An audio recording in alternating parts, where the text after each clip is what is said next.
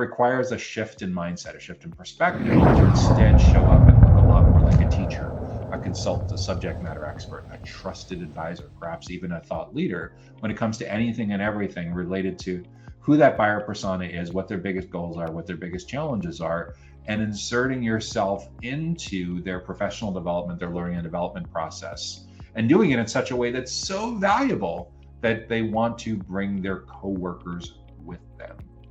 This is best executed most often through events marketing. It can be offline events, which if people are located nearby your facility, works great in the form of like breakfast seminars and lunch and learns.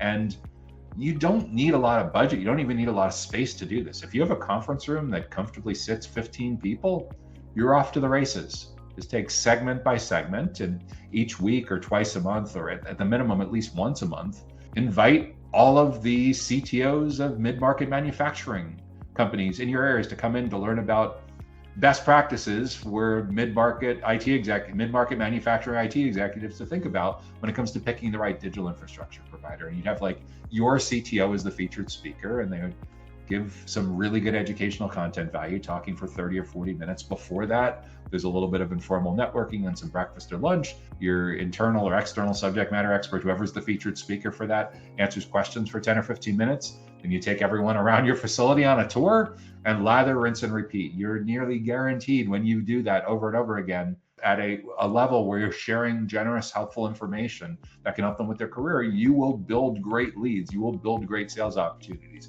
And you will notice over time when you ask them, gee, when it comes to picking the right IT infrastructure provider for a mid-market manufacturing company, it takes a village. There's typically people involved from operations, infrastructure, engineering, support, compliance, finance, whatever. So with that in mind, who else would benefit from a